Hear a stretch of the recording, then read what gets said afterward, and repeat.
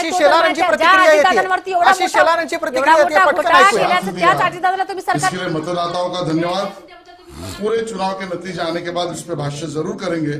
अब मैं माननीय मुख्यमंत्री देवेंद्र जी के निवास स्थान पर उनको मिलने जा रहा हूं। जनता ने विश्वास दर्शाया आपके विकास और आपके जो वादे थे उन सब भी को सब बातों पर हम प्रतिक्रिया देंगे, थोड़ा समय रुकिए। सर, फक्त मला एक विचारायचं की भाजप आणि शिवसेना युती भगवा तुमचा जिल्हा आहे तो पडकवण्याच्या तयारीत आहे मुंबई महापालिकेत, कसं दिसतंय चित्र? चित्र स्पष्टच आहे, सर्व निकाल आल्यावर आपण बोलूया। निवडणुकीच्या विश्लेषणाच्या टप्प्यामध्ये आपण जातो आहोत। निकाल बऱ्यापैकी स्पष्ट झालेला आहे।